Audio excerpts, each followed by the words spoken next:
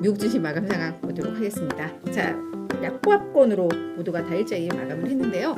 다우지수가 0.1% 하락을 했습니다. S&P 500 0.33, 나스닥도 0.09% 내렸는데요. 뭐 거의 보합이라고 보시면 될 것 같습니다. 다만 그냥 다들 뭐 우리나라 기준으로는 파란불, 미국장 기준으로 이제 빨간불이 다 들어오면서 S&P 500과 나스닥은 지금 6거래일 연속 또 하락 흐름을 이어가고 있는 뭐 이런 상황인데요. 증시에 분명히 재료들은 좀 많았는데 뭐 이렇게 보합권에서 움직이게 된 이유들 전부터 좀 하나하나 살펴보도록 하겠습니다. 일단 내일이죠, 내일. 그러니까 내일 우리가 이 시간에 아마 결과를 가지고 또 이야기를 하게 될 텐데. 뭐 미국에서는 오늘 밤이 될 거고요. 9월 CPI 발표를 앞두고 이제 관망세가 이어지고 있다라고 보시면 될 것 같습니다. 9월 CPI가 워낙에 주요 이슈다 보니까 그 전에 우리가 뭐 굳이 뭘 사고 팔고를 하지 말고 일단 좀 보자라는 그런 심리가 뭐 작용을 한 게 아닌가라는 좀 생각이 들고요. 하루 앞서 발표된 9월 PPI, 네, 이 구매자란다. 그 생산자 물가지수 이게 시장의 예상을 좀 웃돌았습니다.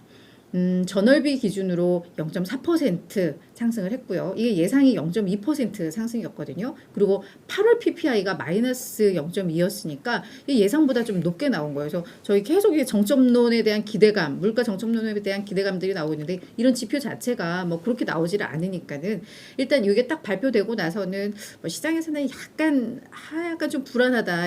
CPI도 이렇게 높게 나오는 거 아니야? 라는 우려감들이 좀 있었습니다. 하지만 뭐 워낙에 이 시장에서는 사실 PPI보다는 CPI의 중요성을 더 크게 보기 때문에 뭐 이걸 다 더해서도 이제 관망세가 나왔다라고 보시면 될 것 같고요. 또 이후에 이제 9월 FOMC 회의록이 나왔는데 이 역량은 좀 중립 이상이었던 것 같아요. 사실 의견들은 많이 엇갈렸습니다. 뭐 여전히 인플레이션을 잡기 전까지는 계속해서 긴축을 해야 한다. 그래서 이런 계속 높은 금리 상태를 좀 유지를 하면서 인플레를 계속 잡아야 된다라는 이야기. 그리고 괜히 금리 인상을 좀 늦췄다가는 나중에 더 큰 금리 인상을 해야 될 수도 있어. 그 비용이 더 들 수도 있으니까 하는 김에 계속 해야 돼라는 발언들이 사실 주였거든요.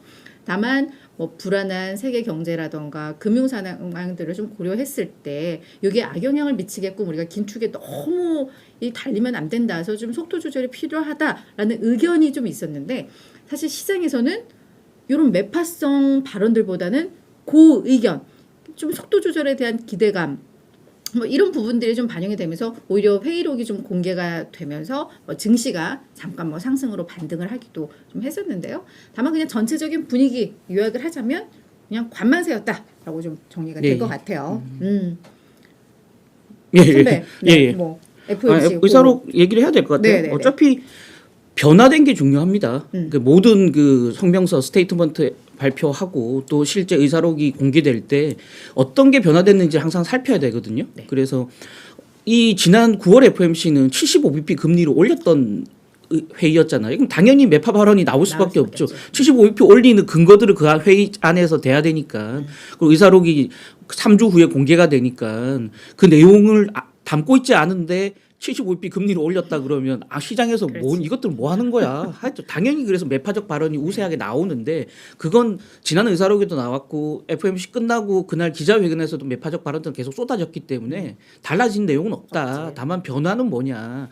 파월이 기자회견 때 잠깐 얘기했던 통화정책을 두고 FOMC 내에서도 의견이 엇갈렸다라고 한마디 코멘트 했던 내용들이 의사록으로 확인됐다라는 거죠. 그 부분이 사실은 굉장히 중요하고 또 그 불확실성과 관련된 그러니까 빠른 통화 긴축의 부작용을 어떤 두 갈래로 얘기했다라는 거죠. 내용 한번 보시면 먼저 의사록에서는 윗부분에 이제 석줄은 참석자들, 그러니까 의사록에는 참석자들이 이렇게 얘기했다. 그 말은 그냥 이견이 별로 없었다는 얘기예요. 참석자들이 주어가 되어 있는 부분은. 그래서 인플레이션을 못 낮추는 비용이 과도하게 금리를 올려서 생기는 비용보다 훨씬 클 수 있다. 뭐 통화 긴축에도 인플레이션이 눈에 띄게 반영이 안 되고 있다. 인플레가 큰 폭으로 하락할 때까지는 시간차가 좀 필요하다.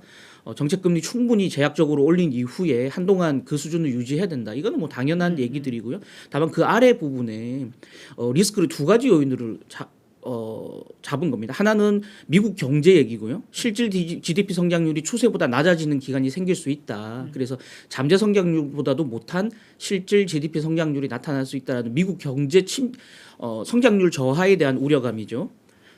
그리고 이제 그 윗부분은 이제 해외 요인에 대한 우려감이에요. 글로벌 불확실성이 굉장히 커지고 있고 특히 유럽에서 금융 여건들이 악화되고 있는 상황에서 그 불똥이 미국에도 튈 수 있다라는 거죠. 그래서 글로벌 리스크를 같이 감안하면서 우리도 금리를 올려야 되는 거 아니냐. 두 가지 이유죠. 그러니까 미국 경제가 좀 망가질 수 있다. 해외 불확실성이 워낙 큰데 우리만 계속 올릴 수는 없지 않냐. 이 두 가지 요인입니다. 그래서 어느 시점이 되면 누적된 금리 인상 영향을 평가하면서 인상 속도를 늦추는 게 적절하다. 이런 얘기가 나왔어요. 실제 이제 최근에 그 에반스 총재라든지 몇몇 이제 비둘기파들이 이런 목소리를 내고 있거든요.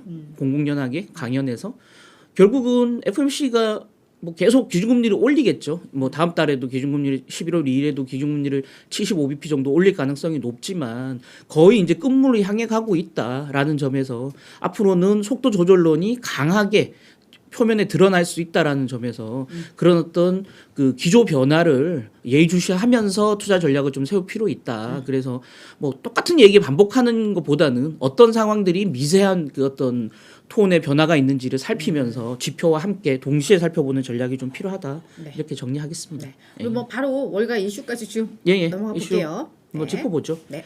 연말 쇼핑 시즌 전망은 어둡지 않다. 지금 현재로서는 뭐 그 얘기입니다. 스티펠 투자은행 스티펠 리서치 한 내용 보면 이건 미국인 300명 대상으로 설문조사했더라고요. 올해 작년보다 연말 쇼핑 시즌에 소비자들이 지출을 9% 정도 늘릴 계획을 세우고 있다. 그래서 9% 정도 실제 소매업체들의 매출이 늘어난다면 굉장히 높은 수준이죠. 근데 이거는 아직까지는 예산을 잡은 거니까 실제 이제 매출이 9% 증가로 이어질지는 조금 더 지켜봐야 될 부분이고요. PwC 그러니까 프라이스 워터하우스 쿠퍼스 같은 컨설팅 회사에서는 4,000명 대상으로 설문조사를 했는데 75%가 작년하고 지출을 같게 하거나 좀 더 늘리겠다 이렇게 대답을 했어요. 결국은 연말 쇼핑 시즌에 뭐 여전히 그 지갑을 닫을 거다 소비자들이 이런 우려가 큰 상황이지만 지금 현재로서는 적어도 설문조사에 나타나는 소비자들의 의견들은 줄이지는 않겠다 적어도 그러니까 늘리거나 비슷한 수준으로 맞추겠다라는 얘기들을 하고 있습니다. 그래서 시메온 시겔이라고 BMO 캐피털 마켓 애널리스트는 특히 이제 유통업체들이 재고가 많이 쌓여 있는 그래서 할인 행사가 많이 이루어질 걸로 예상되는 의류나 신발 등 판매가 좀 빠르게 늘어날 거다라고 보고 있어요. 실제 옆에 그 표 한번 보시면 이게 PwC 설문조사 내용인데요. 위에 보면 전체 소비자 지수 All Generation이라고 돼 있죠. 예산을 $1,430로 잡은 거예요. 올 연말 쇼핑 시즌에 $1,430를 쓰겠다. 근데 Z세대, G세대 보다 중간에 이제 밀레니얼 세대가 가장 많은 돈을 쓰겠다라는 거죠. 결국은 이제 좀 경제적 여유가 있는 20대 젊은 층들이 쇼핑을 가장 많이 하겠다라고 예상을 하고 있는 거고요. 그들이 뭘 살 거냐라고 했을 때 아래에 보시면 그러니까 선물을 제일 많이 사겠다는 거예요. 결국 뭐 여행이나 엔터테인먼트에 비용을 쓰기보다는 선물 사는 데 주력하겠다라는 점에서 보면 할인 행사 폭이 가장 큰 제품들의 수요가 좀 몰릴 수 있다라는 점에서 BMO가 전망했던 의류나 신발 업체들의 수혜 가능성도 좀 한번 살펴보면서 투자 전략을 세울 필요가 있지 않을까라는 차원에서 참고용을 좀 전해드렸고요. 클라우드 수요가 역시 안 줄어든다라는 인터뷰가 나왔어요. 지금 클라우드 대표적인 업체 하면 미국에서 가장 잘 나가는 빅테크 3개 업체죠. 가장 큰 게 아마존이고요. AWS. 두 번째 이제 시장 점유율이 큰 회사가 이 마이크로소프트 애저죠. 그다음에 이제 세 번째가 구글입니다. 구글 클라우드. 이렇게 뭐 월가를 대표하는 3개 기업이 지금 클라우드 시장을 놓고 엄청나게 싸우고 있는데 거기에 2등 업체죠. 마이크로소프트 클라우드 부분 대표 스캇 거슬리라는 분이 CNBC랑 인터뷰를 했는데 이런 얘기를 했어요. 경기 침체 우려에도 최근 몇 개월간 우리의 클라우드 수요 감소가 확인되지 않고 있다. 계속 클라우드를 쓰는 기업들의 지출이 여전히 탄탄하게 유지되고 있다라는 얘기죠.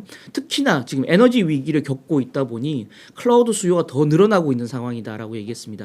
클라우드로 전환할 경우에 자체 서버를 회사 내에 두는 것 대신에 클라우드로 전환할 경우에 전력 소비량이 굉장히 줄어들고 그래서 지금 에너지 위기로 인해서 전력 요금이 굉장히 올라가고 있는 상황이기 때문에 클라우드로 전환하려는 수요가 더 늘어날 수 있다는 거죠. 전체적인 비용 절감 효과가 크기 때문에 더 많은 기업들, 특히 유럽을 중심으로 한 에너지 위기가 불거지는 지역에서의 기업들은 더 빠르게 클라우드로 전환하려고 하고 있기 때문에 클라우드 수요는 경기 침체 우려에도 안 줄어들고 있다라고 얘기를 했습니다.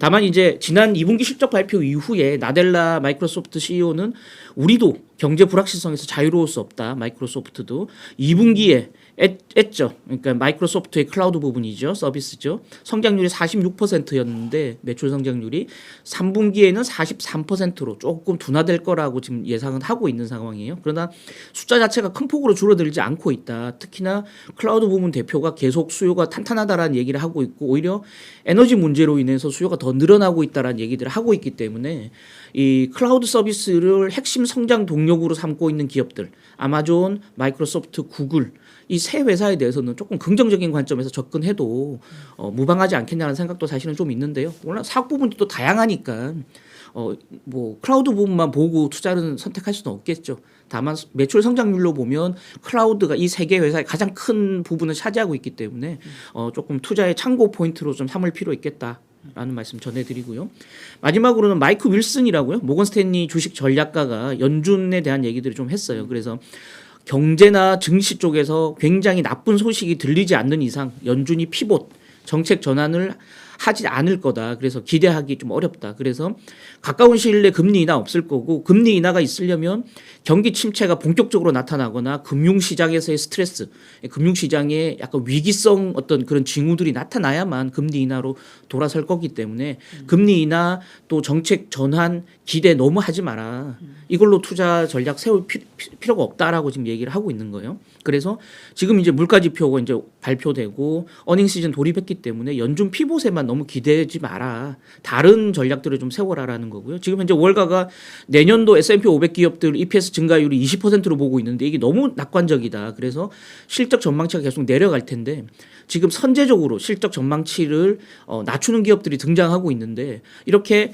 실적 전망치가 다 낮아진 이후에나 관련 기업들의 주식을 매수하는 전략을 좀 고려해 볼 만하다. 아직까지는 적극적으로 주식을 살 만한 시점이 알겠고요. 연준에 대해서도 너무 기대하지 마라. 이렇게 찬물을 끼얹었습니다. 네, 알겠습니다.